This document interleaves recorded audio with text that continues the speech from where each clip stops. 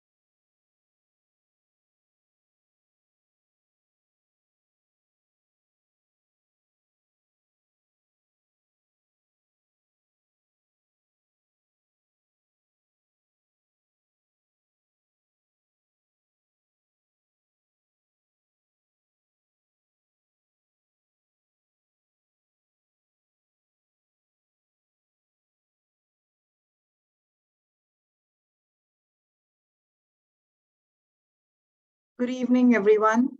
Thank you so much for joining us for today's webinar. I'm Simran and I work with Tally Solutions for the Middle East region, and I will be your host for the session. As you all know, it's been quite some time since the news of the UAE corporate tax has been announced by the Ministry of Finance. And we are all aware that corporate tax on business profits will be applicable from 1st June 2023, and most businesses will become subject to the UAE corporate tax. We understand that you will be eager to know more about this compliance norm, along with some intricacies involved with its impact on your business. Just some ground rules before we get started to ensure a flawless experience. All the participants will remain on mute throughout the session to avoid any noise and disturbances. Please be informed that we are recording the session and it will be available as an on-demand webinar.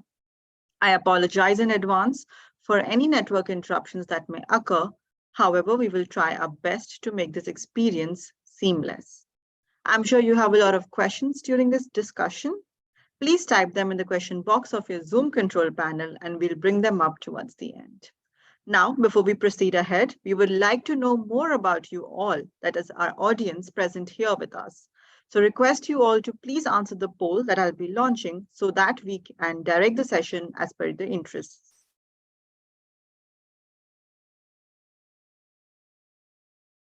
I will just launch the poll and I would request everyone to please respond to the poll.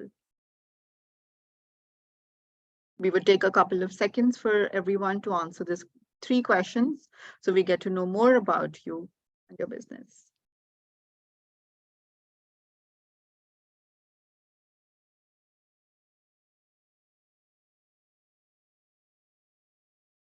I see a lot of you have already started filling in. We would love to have everyone answering this poll.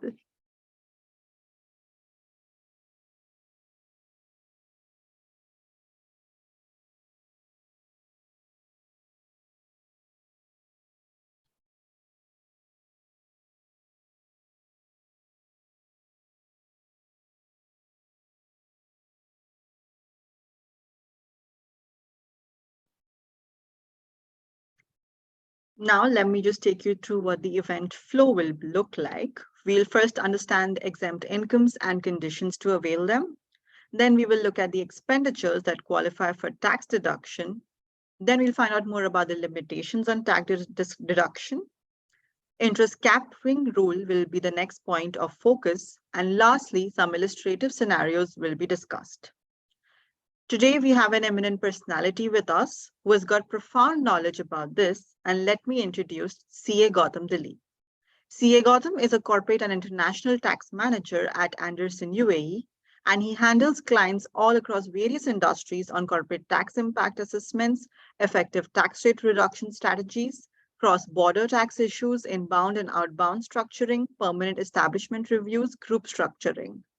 He possesses more than 8 years of experience and comes with a combination of tax consulting and industry experience.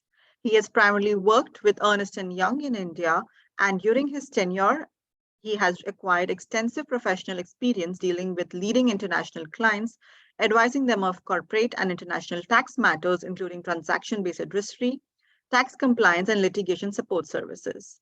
He is a chartered accountant by profession and a member of the Institute of Chartered Accountants of India, and he holds a Bachelor of Commerce degree from the Indira Gandhi National Open University. Considering his passion for taxation and enthusiasm to learn, he is currently pursuing Advanced Diploma in International Tax from the Chartered Institute of Taxation, UK. Over to you, CA Gautham.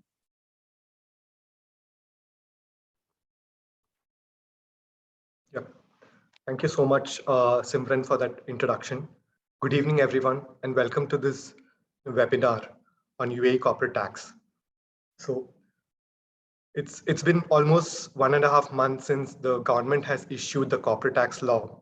And I believe by now most of you would have, be aware of the key provisions of the law and understand and appreciate the importance, of calculating your taxable income to arrive at your tax liability if in case you're subject to corporate tax in UAE. Now, to determine your taxable income, the corporate tax law says that one has to start with your accounting income as per your financial statements, and these financial statements have to be prepared in accordance with an acceptable accounting standard.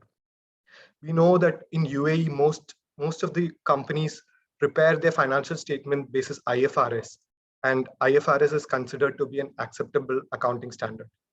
Now, to arrive at your taxable income, the government says that there are certain adjustments that one has to make.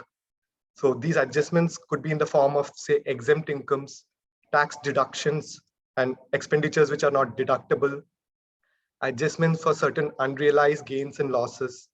Then there are certain transfer pricing adjustments, tax loss adjustments, and the government also is providing certain incentives and special reliefs to certain qualifying business activities or people engaged in qualifying business activities. Now, as of now, the government has not released or the regulation in relation to what a qualifying business activity is. However, we'll have to wait and see.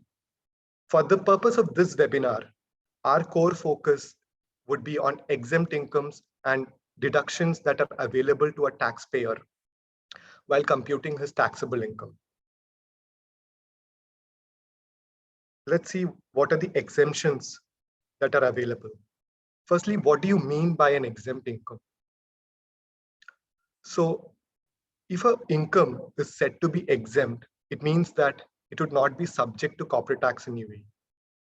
Now, there are certain exempt incomes that the law provides for.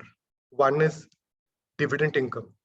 So any dividend received from a person or an entity which is incorporated in UAE, if it's a resident juridical person, then the dividend income would not be subject to tax. So it will be completely exempt in the hands of the person who's receiving the dividend income. There are no conditions attached for dividend income. And moving on, in case of foreign dividends and capital gains on sale of shares, the law says that you can avail exemption provided there are certain conditions attached to it. So these conditions are known as participation exemption conditions. Now, participation exemption, as the name suggests, one needs to have a participation in the affairs of the company in order to avail these exemption. So let's understand what are these conditions. A UAE entity should have at least 5% rights in the ownership of the company, that is share capital of the company, in order to avail this exemption. Further, it should also have ownership or it should have rights in the profits that are distributable by a company and also in the liquidation proceeds of the company. That is one condition. The second condition is that the entity should also hold this participation interest for a period of, say, 12 months. And the law interestingly says that one may also hold this interest, say, for a period of, one may also hold this or have an intention to hold this interest for a period of 12 months. Now, the law does not define what you mean by an intention to hold. However, we will see what this means through an example in the later part of this webinar. The third condition for availing participation exemption is that the investee entity or the entity who's distributing the dividend or whose shares are being sold should be subject to a corporate tax rate of at least 9%.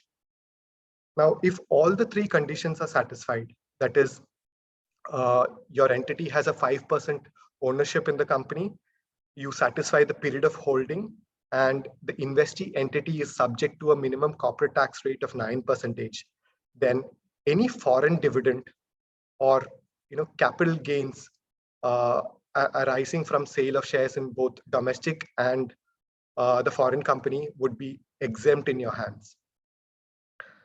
Now, the law also says that in case of foreign exchange gain or loss, or if you have any impairment gain or loss in relation to this participation shareholding, then even that would be exempt in the hands of a UAE shareholder. Moving on, so if you're a UAE company and if you're operating in a foreign country, say through a foreign permanent establishment, now this could be a branch of your company in the foreign country, and the foreign country treats such branch as a permanent establishment, then the UAE entity has an option to elect such a branch to be exempt from being taxed in UAE. Now here, there are certain conditions attached. One major condition is that the branch should be subject to tax, at least a 9% tax in the foreign country wherein it is operating. Now, one important aspect here is that once you choose your branch to be exempt from being taxed in UAE, then any taxes paid by the branch in the foreign country, you would not be eligible to take a credit for that taxes paid in UAE, because your branch's income is not getting taxed in UAE, therefore you will not get a corresponding credit. Now, companies who are having branches outside of UAE, the thing is that when you choose to elect your foreign branch to be exempt, there are various factors that you need to consider. So it depends on a case-to-case basis that have you opt to elect your branch to be exempt or not. So say for instance you have losses in your branch, then it may not be beneficial for you to say opt your branch to be exempt. So companies have to evaluate before making any decision in this regard.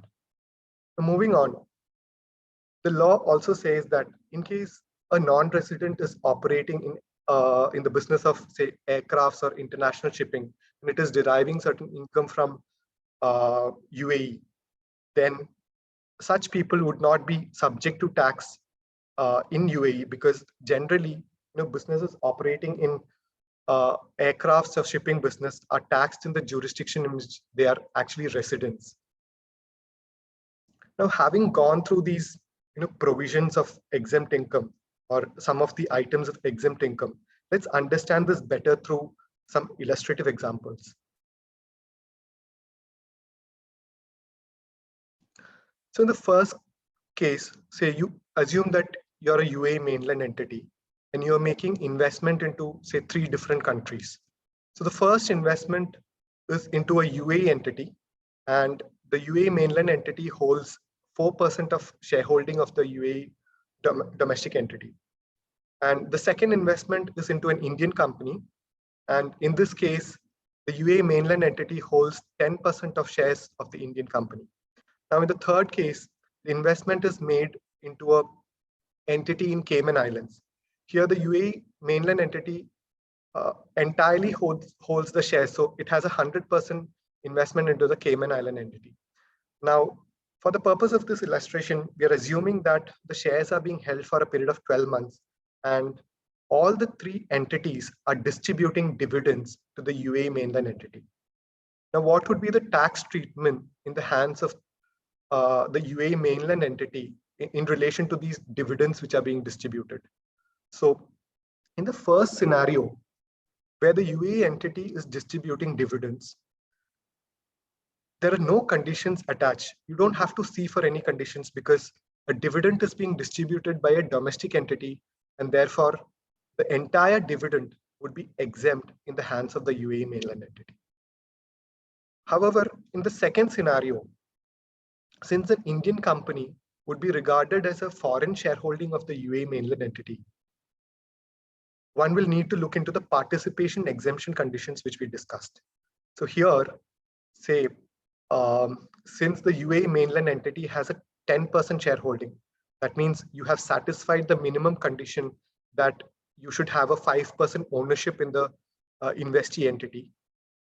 Then as far as the second condition is concerned, we have assumed that the shares are being held for a 12-month period, and India being a jurisdiction wherein the corporate tax rate is more than 25%. The third condition, that is the investee entity is subject to a corporate tax rate of a minimum of 9%, is also being satisfied. So since all the 3 conditions are satisfied, the dividend income would be exempt in the hands of the UAE mainland. So moving on to the third scenario, here, Cayman Island, as you all know, is a tax haven and there is no corporate tax in Cayman Islands. So in this particular case, irrespective of the fact that the UAE mainland entity has 100% shareholding into the Cayman Island entity, the entire dividend would be taxable in the hands of the UAE mainland entity. This is because it's failed to comply with the participation exemption condition that the investee entity has or is subject to a minimum 9% tax. So moving on. Earlier we discussed that entity can have an intention to hold the participation interest for a period of 12 months. So it need not actually hold it, and even if it has an intention to hold it, it could get the participation exemption benefit.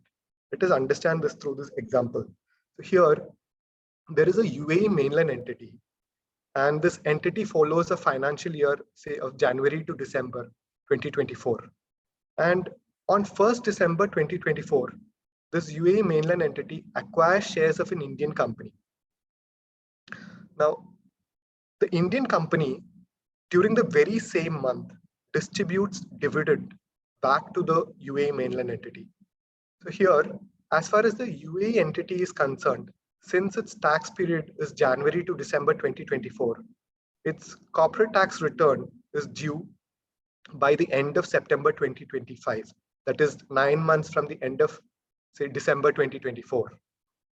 So as on the end of September 2025, the UAE entity has not held these shares in the Indian company for a period of 12 months. Now, according to the language of the law, it appears like it is possible for the UAE mainland entity to claim dividend as exempt while filing its return uh, in the month of September 2025, irrespective of the fact that a 12-month period has not expired, since it has an intention to hold these shares for a period of 12 months. However, say due to certain unforeseen reasons, now the UAE mainland entity had to sell off these shares of the Indian company, say in October 2025. Now here, the UAE mainland entity has failed to hold the shares for a 12-month period. So in October 2025, still the entity would not have held these shares for a period of 12 months. Now the law says that while you may have claimed your dividend as exempt in the previous year, that is 2024, when you sell off the shares and you have not complied with the participation exemption condition, then you will have to offer these dividend income to tax in the year in which such sale happens. So as far as the UAE entity is concerned, while it is filing its corporate tax return for the year 2025, it will have to offer the dividend income which it claimed as exempt in the first tax year to tax in say 2025. Moving on, say assume that there is an entity which is in UAE and it has also made investments into a Bahrain holding company. So by Bahrain holding company, I mean the entity acts as a holding company for the group. And this Bahrain entity further invests into, say, a Singapore company, an Indian company, and an entity in the Cayman Islands. So here, if one does not go into the finer aspects of the law, it appears like, if the Bahrain entity is distributing dividends to the UAE mainland entity, the entire dividend income would be taxable, considering that Bahrain is a jurisdiction, wherein there is no corporate tax rate, or the corporate tax rate is, less than 9%. And Bahrain generally taxes, certain sectors, like say oil, etc., for corporate tax. Now, but the law says that irrespective of the fact that the holding entity or the intermediate holding entity is not subject to a corporate tax rate of 9%, you will get the benefit of participation exemption, provided this holding entity, the principal activity of the holding entity or the principal objective and activity of the entity is acquisition of shares, and the entity substantially derives its income from holding the shares of other entities like the Singapore entity, Indian entity, and the Cayman entity. Now, here the law has not defined the term what is principal objective, and also what do you mean by substantially deriving income from the participation interest.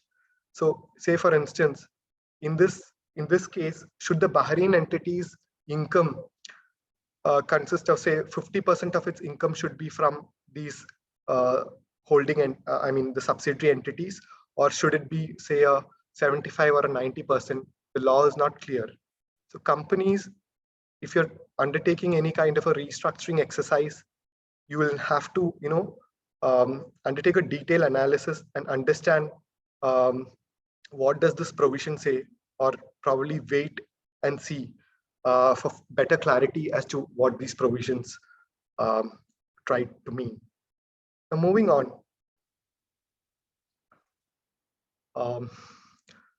Moving on to tax deductions. So the corporate tax law has included a general provision stating that if any expenditure has been incurred wholly and exclusively for the purpose of business of an entity, and such expenditure is not capital in nature, then one can claim such an expenditure as a tax deductible expenditure for the purpose of your computation of taxable income.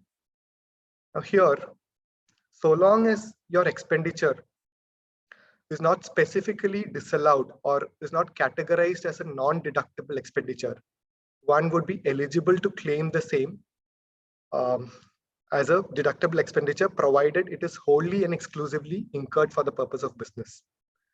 Now, what do you mean by the term wholly and exclusively?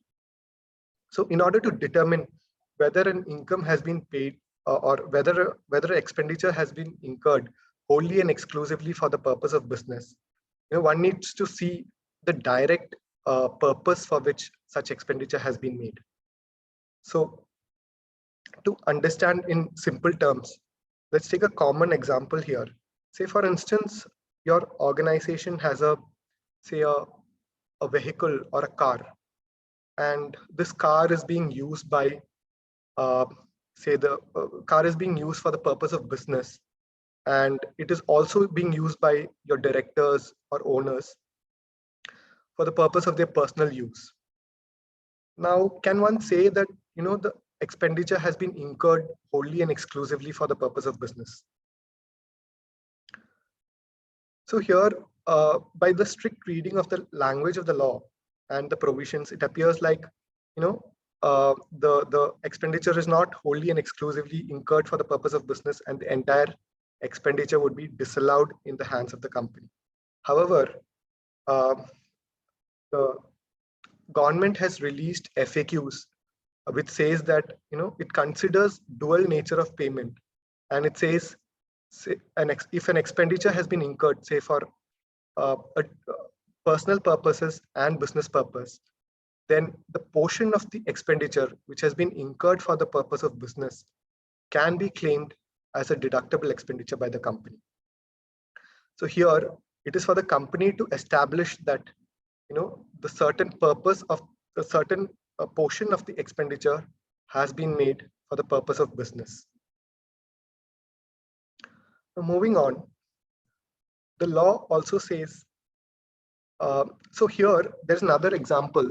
Say, for instance, what we practically see is that companies make payments to their directors and some of the employees, and these employees and director also work for other sister concerns or group companies.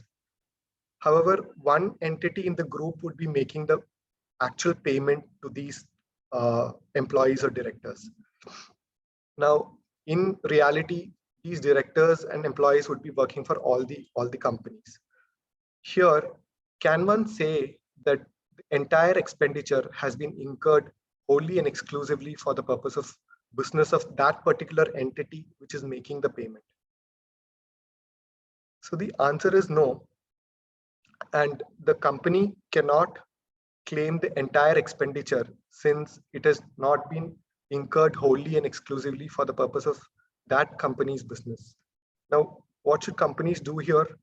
So ideally, it should apportion the cost and identify what is relatable to the other group entities and charge these expenditure to such group entities, so that at least those group entities can claim a deduction for these expenditures.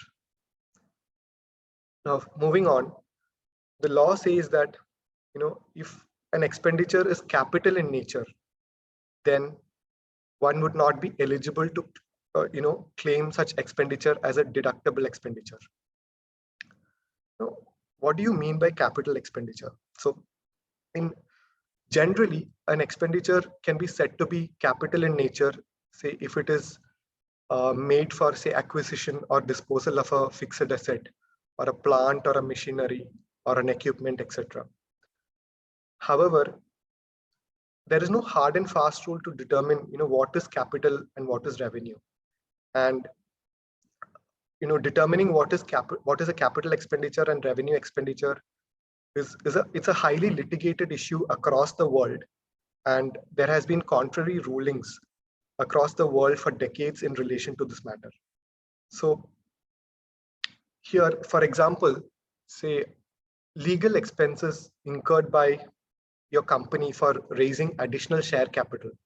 Now, courts have held that such legal expenses would be capital in nature and you cannot claim a deduction against these expenditures. However, same courts or similar courts have also held that legal expenses for incurred for issuing bonus shares would be revenue in nature.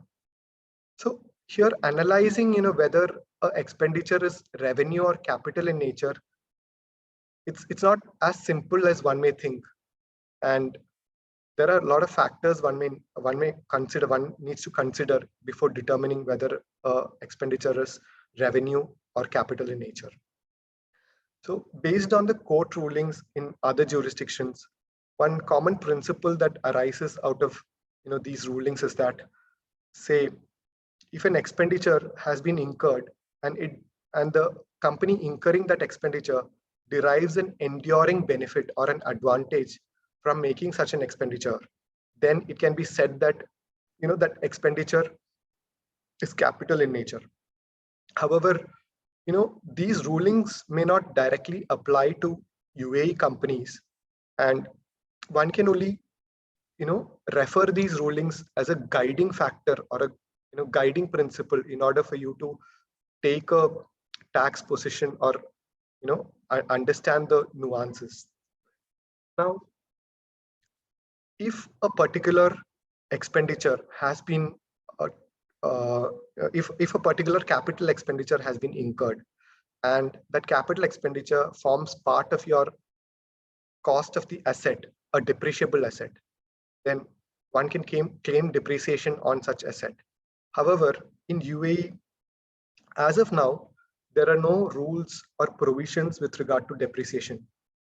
So here, the law says that your accounting income or accounting profits would be your starting point for computation of your taxable income. And since there is no specific adjustment for depreciation, it appears like both your tax depreciation and book depreciation would be the same. However, we would need to wait and see whether the government would bring in any kind of clarification or regulation in this regard. Now, moving on, the law also says that if an expenditure has been incurred for deriving an exempt income, then such expenditure would not be allowable, which is very logical because, say, you're not taxing your income on one side, then you should not be getting a benefit for the corresponding expenditure as well. So let's take an example here. Say, for instance, your company is employing a investment analyst and you're incurring certain expenditure, say a salary expenditure to that investment analyst. And this investment analyst is researching and analyzing and making certain investment decisions. So the company invests into certain say shares of another company or makes another investment, and you receive dividend income from these investments. Now, dividend income is exempt. And now in this case, can one say that the expenditure incurred, say the salary cost incurred for the investment analyst is to be disallowed because it's been incurred for the purpose of deriving exempt income? So there are a lot of issues which open up. Now here, say for instance, your company also provides him with a laptop, and he uses that laptop to do his research and analysis.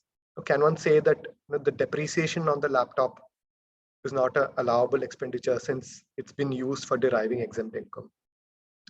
Now, what happens if after making all the investments and paying the salary cost, you do not derive a dividend income, but the expenditure has been incurred? So without receiving the actual income, can the tax authorities disallow your expenditure because you have incurred the expenditure for deriving an exempt income? Because if you look at the language of the law, it says expenditure incurred for deriving an exempt income. So there are a lot of factors one needs to consider before arriving at your taxable income, and one needs to analyze these provisions in detail, so to understand how it would affect you. Now moving on, the law also says that any kind of expenditure incurred, if it is incurred for both say a dual purpose or say more than one purpose, that is for incurring or deriving taxable income as well as an exempt income, then the law says that you can claim a proportionate deduction for such expenditures.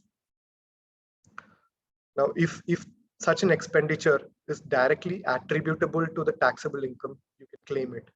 And if the expenditure is attributable to the exempt income, it would be disallowed. Moving on. Now, the law also provides for certain, it says that certain expenditures are totally not deductible for the purpose of computing your taxable income. Here, any kind of donations made, any kind of donations, grants or gifts to a non-qualifying public entity or non-qualifying public benefit entity would be disallowed. Now, a qualifying public entity has been defined in the law, and it says that any entity which is engaged in, say, it's like a charitable organization or a religious organization, and which do not conduct business activity. And if this organization is also approved by the government through a cabinet decision, then if you're making payments to those organizations, these expenditures would be allowed as a deduction. Otherwise, it would be completely disallowed.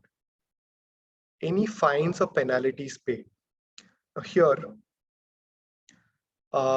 if you breach the law and you have to pay a penalty, then the UAE government or the UAE corporate tax law does not provide any shield or protection for you for non-compliance of laws. So say for instance, you're not compliant with your VAT laws or excise laws or any other law in place in UAE, and you have to pay a penalty, then the entire amount would be disallowed in your computation. However, if it's a compensation paid for breach of a contract, so by breach of contract, I mean, you might have your customer contracts or supply contracts, and you're not able to fulfill these contracts, because of which you have to pay a compensation to the party. Then in such cases, that compensation amount would be considered as a business expenditure and a contractual liability, and not as a penalty. Therefore, that would be allowed for your tax purposes. Any bribes or illicit payments. Now here, bribes by its very nature are prohibitory and therefore would not be allowed as a tax deduction. Now, any dividends or profit distribution made. So say, for instance, tomorrow you're distributing dividend to your shareholders. It will not be a tax deductible expenditure.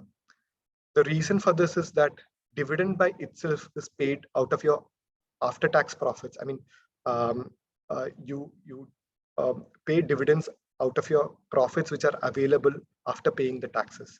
So it doesn't make any logic to reduce dividends again. Now, any withdrawals from business, say for instance, your owner of your business withdraws money from the business. In such a case, that would not be a tax deductible expenditure, provided the person withdrawing the money is a taxable person. However, even otherwise, this may not be allowable expenditure, considering, I mean, depending on what the withdrawals are for. Say for instance, if it's for a personal purpose, then going back to whatever we discussed earlier, that is, if the expenditure is not incurred for the purpose of business, or wholly or exclusively incurred for the purpose of business, you would not get a benefit for those withdrawals. Now, moving on, any corporate taxes paid will not be allowable. Say for instance, in the year 2024, say you have a corporate tax liability and you pay off this liability in the year 2025 while filing your corporate tax return. Now, for the year 2025, you cannot claim a deduction for these taxes paid. Then any foreign taxes paid. So assume that your entity is, having business in some overseas jurisdiction, and on the income of your entity, you're paying taxes in that country. Say it could be in the form of a withholding tax or otherwise. You cannot claim this as an expenditure by charging it off to your P&L account. And uh, only only benefit that you would get here is that you can claim a foreign tax credit for such taxes, provided that the overseas income is also being taxed in UAE. Now, any VAT recoverable, if you're charging off your input tax credit available from a VAT perspective into your profit and loss account, you would not get a benefit for this. However, if it is a irrecoverable VAT and or a non-recoverable VAT and you're charging it off to your P&L, then you would get a benefit for this. Any entertainment, amusement, or recreational expense incurred for customers, shareholders, and suppliers, or even other business partners would be eligible for a 50% deduction. Now here, the law says or provides for an illustrative list of items which could be regarded as entertainment or under this category of expenditure. And this is generally any kind of meals or accommodation or transportation expenditure incurred. So you'll get a 50% benefit for such expenditures. However, the law does not clearly mention as to what this entertainment expenditure is. So but we know that for the purpose of VAT laws, the government has released a clarification regarding what these entertainment expenditure is. Now, whether one can borrow the meaning or the meaning of the term entertainment provided in the clarification in VAT laws for the purpose of UAE corporate tax law, we need to wait and see. And then any kind of interest expenditure. So here, the UAE corporate tax law caps or restricts the amount of interest that you can claim while computing your taxable income. Now, these interest capping rules are generally known as thin capitalization rules in the tax world. And it has been brought in the UAE laws basis OECD's base erosion and profit shifting project. So here, what OECD was trying to do is that they were trying to curb or prevent certain abusive practices followed by multinational enterprises, wherein they shift profits from a high tax jurisdiction to a low tax jurisdiction. So let's understand this through an example. Say, for instance, if there is a company in a low tax jurisdiction, and that company infuses debt or provides loan to a sister concern or a related party in a high tax jurisdiction, then the company in the high tax jurisdiction, while making the interest payments, it would take a deduction for such interest expenditure while calculating his taxable income. Now here, as far as the company in the high tax jurisdiction is concerned, it is paying a lower tax since its tax base is reduced due to the interest expenditure. As far as the company receiving the interest income is concerned, since it's in a low tax jurisdiction, any kind of interest received by them would be subject to a minimal corporate tax. Therefore, in effect, the entire tax rate for the group is reduced. Now, in order to prevent these kind of strategies used by multinational companies, the law has brought in these rules. I mean, the government has brought in these rules. Now, ideally, these rules are applicable to related party transactions. However, in UAE, it appears like these rules apply for both third party and related party transactions. So this will have a huge impact on companies who are debt heavy or who use excessive borrowings for undertaking their operations. Now let's see what are the provisions of this interest capping rules. So the law says that if you have a net interest expenditure, that is your interest expense less your interest income cannot be more than 30% of your EBITDA. And for this purpose, EBITDA has been defined as accounting EBITDA, and you have to see your financial statements for arriving at your EBITDA, and you can you can exclude your exempt incomes from this EBITDA. So assume that, say, you have a 2 million dirhams of interest expenditure, and 30% of your EBITDA comes to, say, 1.5 million dirhams. Now, what happens to this balance 0.5 million dirhams? The law says that you can carry this balance amount to a subsequent year and claim this as an expenditure or an interest expenditure, subject to the same conditions. That is, the interest expenditure for the subsequent year plus your carry forward cannot exceed 30% of the EBITDA of the subsequent year. The law also says that you can carry it forward to a maximum of 10 subsequent years. And let's understand this through an illustrative example. Say, for instance, you have an exempt income of 40, and you have certain expenditures which are being incurred, say interest expenditure which are being incurred for deriving exempt income, which is 20, and you have certain interest expenditure which has been incurred for deriving other income, which is 30. So overall, you have a total interest expenditure of 50, and your exempt income is 40. Now, in an ideal scenario, any expenditure incurred for deriving exempt income would be entirely disallowed.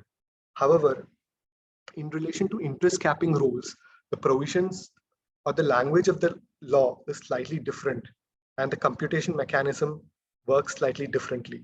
So let's understand this through this example. Say, assume that your company has an EBITDA of 200 and your exempt income, as we saw, is 40. Then your EBITDA for the purpose of interest allowance would be 160, and you have to compute 30% of this to arrive at the the cap or the quantum of restriction. So here it would be 48. Now you have to compare your total interest expenditure, that is 50 with 48, and see which amount is which amount is lower. Your interest expenditure would be restricted to that amount. So in this case, it would be 48, and the balance interest, you can carry it forward to the subsequent year. However, in an ideal scenario, you would have compared 30 with 48. This is because the language of the law for the interest capping provision is worded slightly differently. The computation mechanism is also different. Now, we do not know whether this is the true intention of the government. However, we'll need to wait and see. Moving on,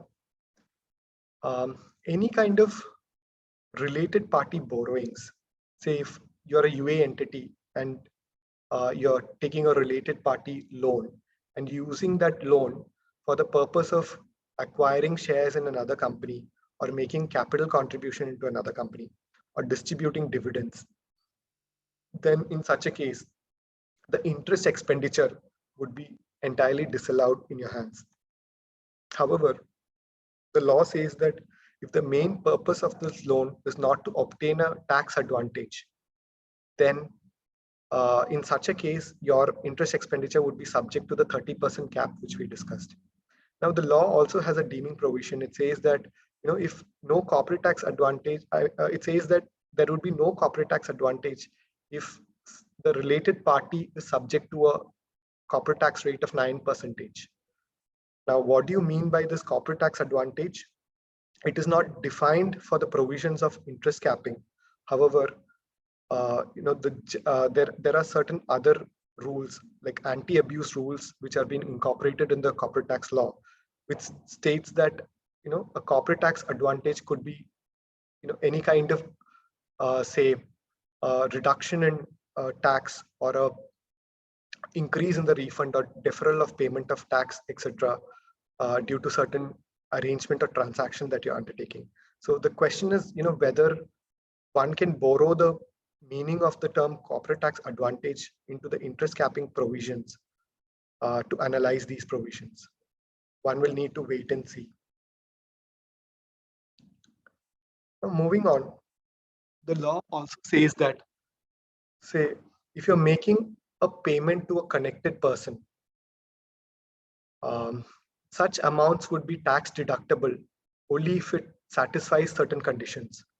Now, the law has also, provided a list of people who can be considered as connected persons. Say, for instance, in case of a company, it could be the owner of the company, a director, or any officer of the company, or it could be a related party of any of these persons. And in case of a firm or a partnership firm, it could be the partner of the firm or any related party of the partner. Now, if you're making any payment to owner, a director, or any officer, or a partner of a partnership firm, or any person related, then there are certain conditions attached to it to claim the deduction. So the first condition is that the payment should be wholly and exclusively for the purpose of business. We have seen what it means in the earlier part of the discussion. Now, the second condition is that the payment or the value of the payment should correspond to the market value of the service or the benefit received by the company. Now here, in order to determine what is a market value, the law says that you have to apply transfer pricing provisions or principles to arrive at what does similar services fetch in the market, and any payment over and above this market value will not be a deductible expenditure. So the law has brought in these rules to curb companies from claiming excessive tax deduction. Say, for instance, you can make excessive payments to your directors or any of the officers and claim your tax deduction on such amount. Now, while these officers or directors would not be subject to tax because there is no income tax in UAE. So, in effect, the government is losing revenue and the corporate tax base would be reduced. So, in order to prevent such transactions, the government has incorporated these provisions into the law. Now, companies will need to see or identify their transactions with the connected parties, and they will need to see whether it complies with the transfer pricing provisions as well. Moving on. Now, after computing your entire deductions or tax deductible expenditure, if your tax deductible expenditure is more than your taxable income, then you arrive at a tax loss situation. So here the law says that you can carry forward such tax losses for an indefinite period, and it is also possible for you to set off these tax losses in the subsequent year. So it's a very beneficial provision for taxpayers and a progressive provision, because in most of the other jurisdictions or countries, generally tax losses are carry forward or can be carried forward only for a certain period of time, say a few years. Now, the law also says, say in case there is a change of ownership, that is, say in year one you incur tax losses, and there is a change in shareholding, say more than 50% of your ownership changes, then in year two, you cannot claim or carry forward such tax losses incurred in the year one. Now, let's understand this tax loss provision through an example. Say, for instance, in this example, say in the year 2023, your company has tax loss of 300. In 2024, you have tax losses of 100. In the year 2025, you have a profit of 200. And in the year 2026, you have a profit of 150.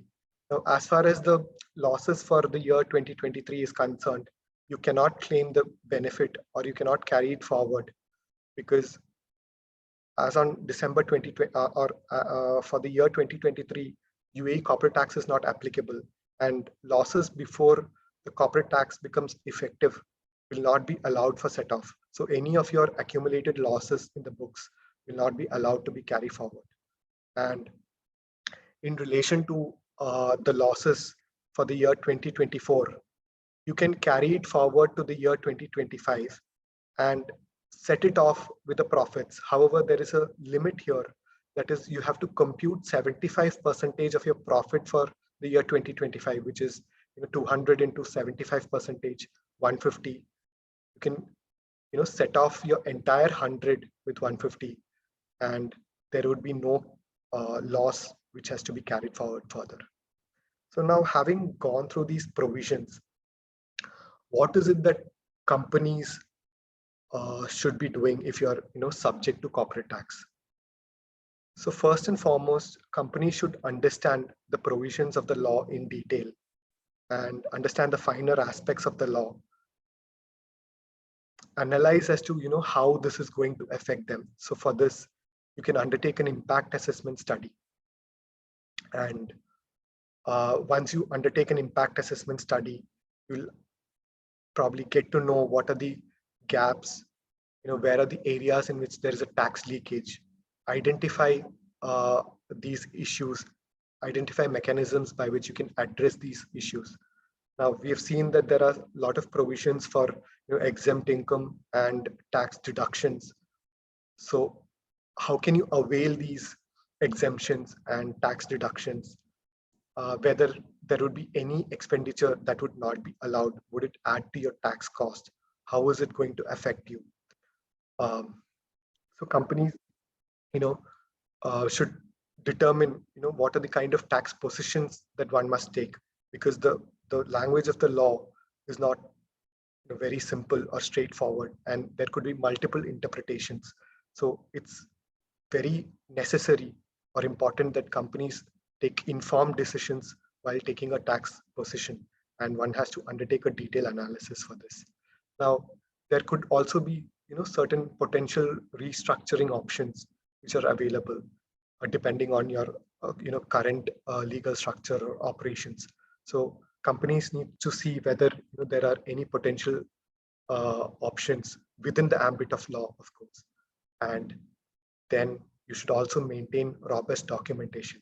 So I cannot emphasize more on the importance of having the right kind of documentation, because say in order for you to claim your deduction, you need to have the right kind of documents in place.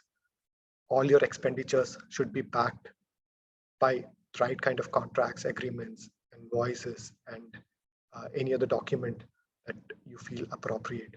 Now, because say tomorrow, if you're under a audit, in order to prove the genuinity or authenticity of your transaction, documents are something which you will have to produce. Now, having said that, after taking into consideration all this, you have to comply with the law, comply with the provisions of the law, file your tax return. That's it from me. Thank you. Simran, over to you.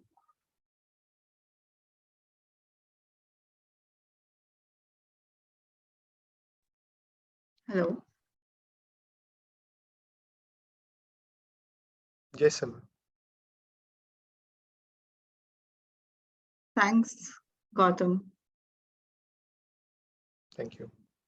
With this, we have come towards the end of the presentation. But before we move on to the Q&A session, because we do see that we have a lot of questions that we have received, we would love to hear all of your feedback on the session and what more we can do to help you. So I will be launching another quick poll, and we would love to hear your feedback on how you like the session. If you could rate the session with us, and you could tell us some impact areas or requirements for your organization to us. Meanwhile, Gautam can go through some of the questions that have been posted in the Q&A panel, and he can see what he would like to answer to the audience.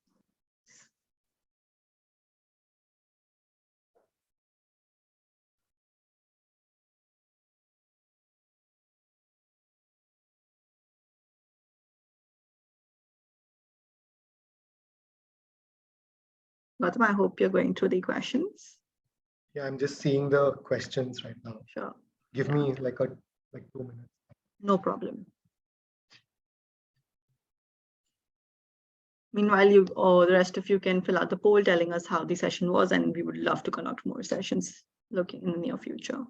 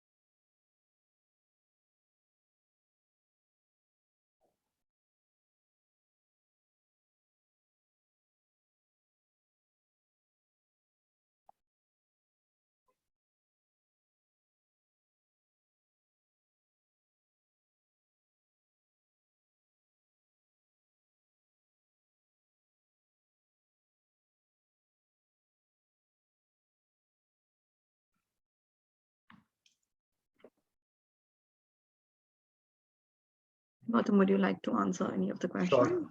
Sure, Simran. So one of the question is that whether any kind of irrecoverable VAT would be allowed, since what would be the treatment of irrecoverable VAT under CT law, since businesses treat it as expenditure. Now here, irrecoverable VAT would be allowed as an expenditure.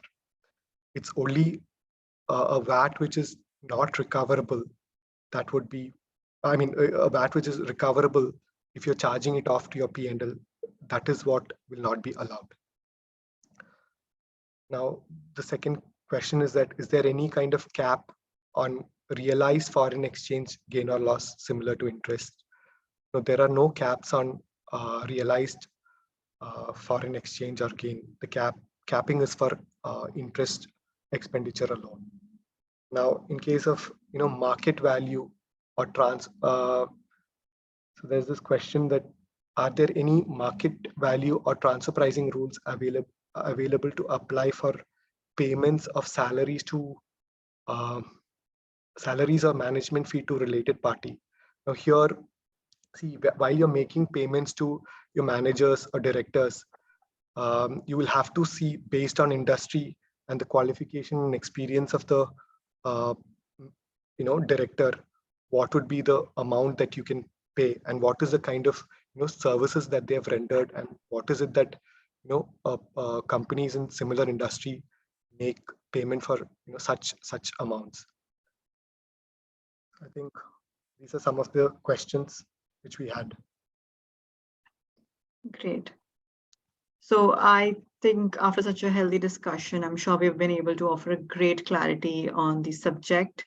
And however, we understand that due to limited time in hand, there are some questions that do remain unanswered. But with more clarity flowing in, we aim to host many more such sessions in the coming days and weeks. So we request you to stay tuned and register for all upcoming sessions to stay updated on the news. In case you do have any more questions, you can definitely write to us and we would be more than happy to answer you. I would like to thank the speaker, CA Gautham, for accepting our invite and delivering such an insightful session. A big thanks to each one of you for accepting our invitation and taking out your valuable time to attend this webinar. We appreciate you being here. Have a wonderful week ahead, and thank you so much, everyone, for being here. Thank you, CA Gautham. Thank you, Simran.